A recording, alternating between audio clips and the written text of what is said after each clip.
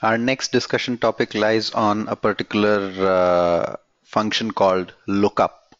Now, in the context of Excel, there are two lookup functions. Essentially, what lookup means is that you're looking at data in some table and then you're taking that data and posting it elsewhere, right? So, for example, here we're going to look at this highlighted data here in the tax table, which is a vertical table here, and we're going to put in the data here based on what is the salary of all these individuals who are there. So there are a set of employees in a firm working in certain departments with a certain salary level. What is the tax rate that is going to work on these salaries is given here. So if the salary is up to 5,000, the tax rate is 1%. If it is up to 15,000, tax rate is 3%. Up to 25,000, 5%. 25 to 35 is 6. 35 to 45 is 7, and so on and so forth, right? Based on the salary that these guys have, we have to calculate the tax rate and put that here, right? So one way is obviously to sit and do it manually. The second way is what VLOOKUP allows us to do, right? It's called VLOOKUP because we are looking vertically in a table like this. There's also a variant of this called HLOOKUP, which looks at a table similar to this, but that table is arranged horizontally, right? The highlighted one shows that. So let's look at VLOOKUP first and then understand how we look at these data points, right? So what we are going to do is VLOOKUP essentially starts looking up at a data. So it will look for this data, look for this data. Where will it look at this data? It will look at this data in this table, right? So where is here? It'll search for 41,000. Technically 41,000 should fall somewhere in between 35 and 45. That's why it's called an approximate lookup that we're looking at. So it should return the tax rate that is corresponding to those numbers, right? So that's what the VLOOKUP function does. When we look at the data set, we will realize what is going to be the lookup function that we are using there, right? So let's put in the parameters for the VLOOKUP function.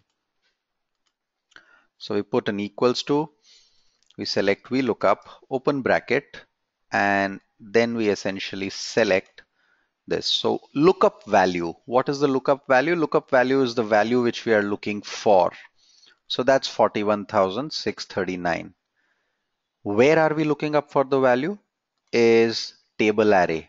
That's my table array, right? I'm looking for this data in F5 to G15, the tax table.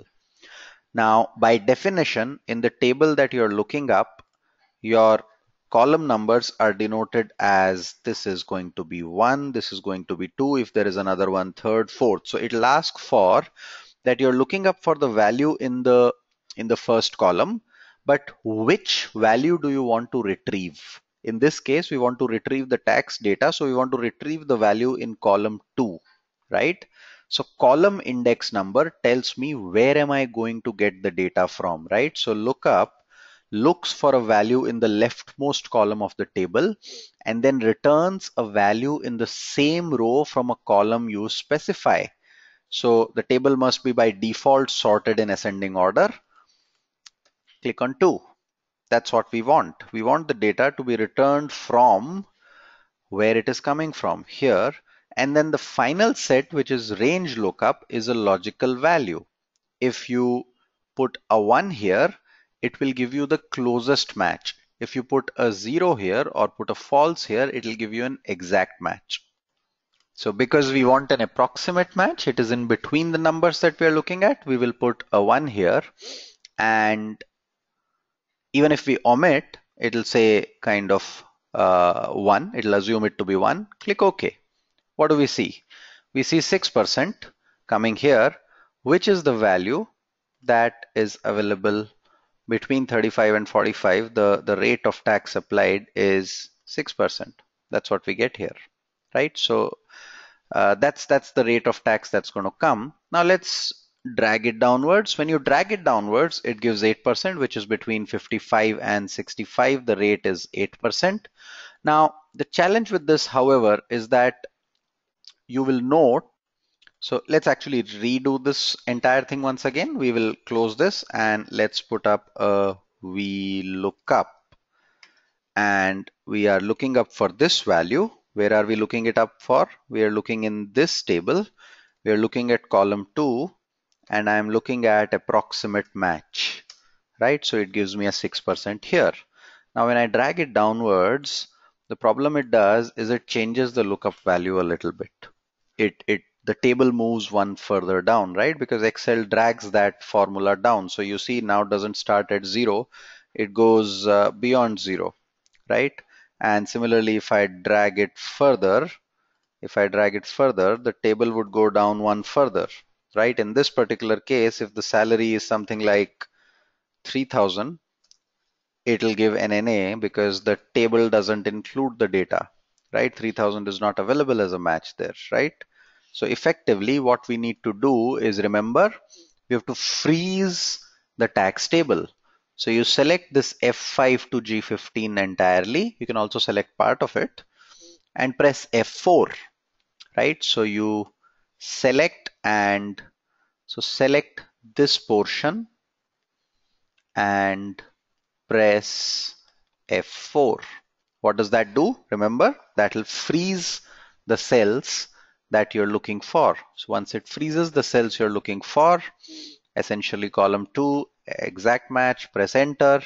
Now I can drag it down and it'll work absolutely fine. So we get the data. You can check the data for any of the series.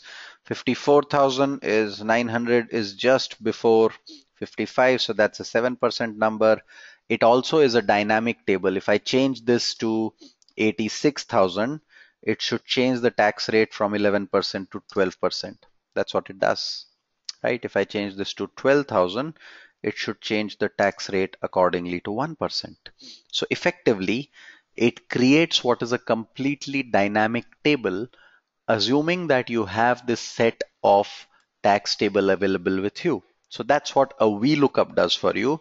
Creates a completely dynamic table that can be used. You can change data here in the salary, and based on the change of salary, it will automatically pick up data and fill in and populate the table. Right? Again, a fairly important function that is there. The same exercise can be used if the table is given to you as a horizontal table. Now, let's say this is the table that is given to us. Look at this table. Exactly the same data that you saw given here in a vertical format, you're looking here in a horizontal format, right? If this is the way data is given to you, again, you're looking at the first row value and it will retrieve a value from another row corresponding to the column you have specified, right? Corresponding to the value you have specified. So let's try this out. Let's look at H lookup. Everything else will remain the same. You will have a lookup value, which is going to be your salary. You will have a table array, which is going to be this entire set of table, right? So we are going to select this table here. We're going to look at row index number. That's going to be 2 again. And we're going to look at an exact match. And in this I16 to S17, what we will do is we will freeze it. So press F4 and click OK. So we get 6%. And the same data will now reflect here. So it's exactly the same data, so it should give you exactly the same results. Let's try and find this out. You can double click here. So on this corner, you see this small square and now a black plus button. Double click here, it automatically populates all the contiguous cells in between. And you see the data matches exactly what we found using a VLOOKUP. So practically both VLOOKUP and HLOOKUP give you the same set of data. VLOOKUP looks at the data vertically in a table that is arranged column wise.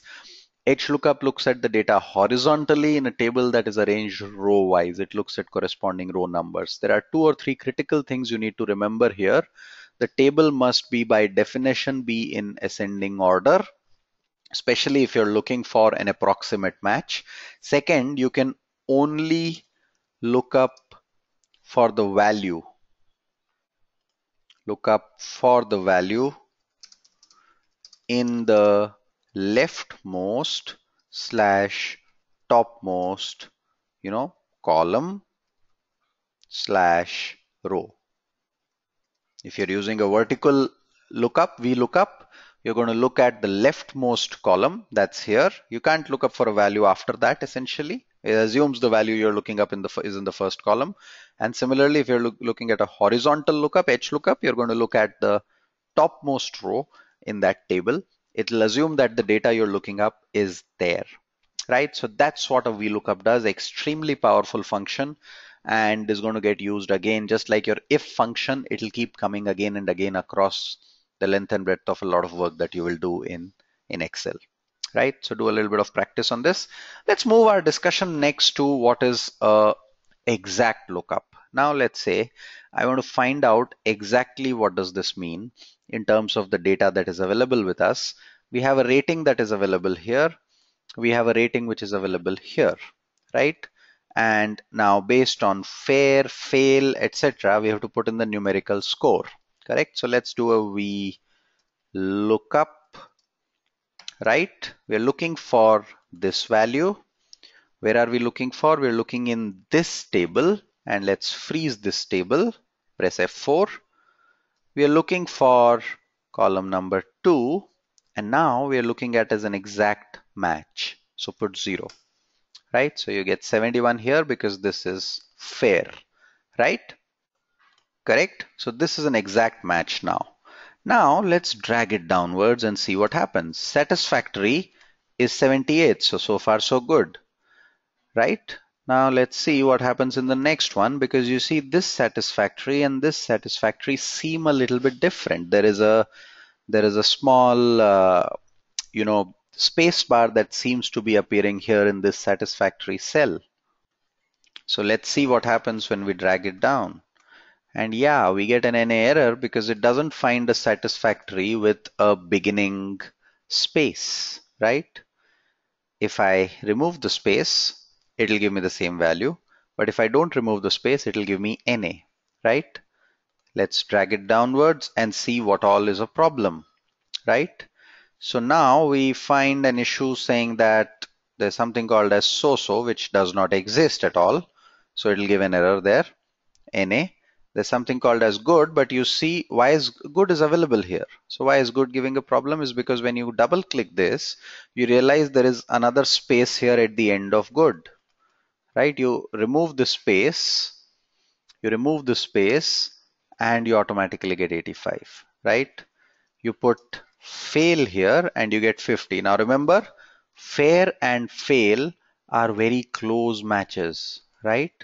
They're very close matches, but it gives you an exact match here essentially, right? If on the other hand, we had put this number as 1, correct, which is a approximate match, it assumes that this table is kind of put in an alphabetical or ascending order, and it puts 99 because F comes just after E and excellent has 99. So the moment it finds a match close enough for fair, it'll put it there.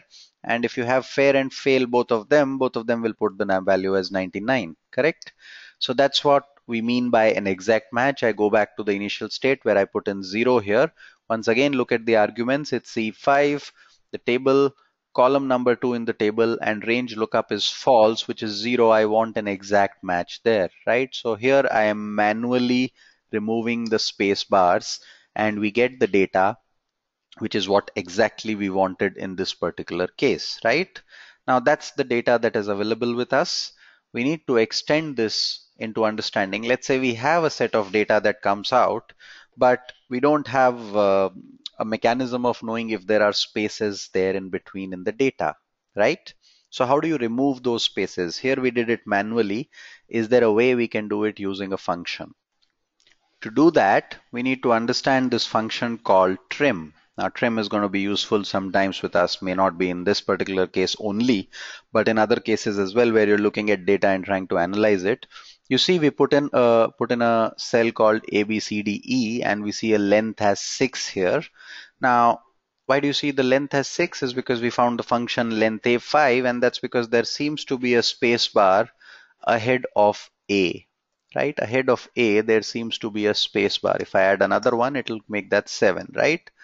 Now, how do I remove that? If I just do a function called trim and I use this text, Trim, what does trim do? Trim basically removes spaces. So it'll remove the text string except for single spaces between words, remove all spaces on the beginning and end of the word.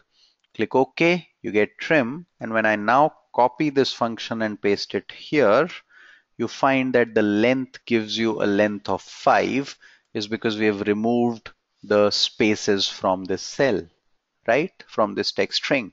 So that's how you can use the trim function. That's how trim becomes important.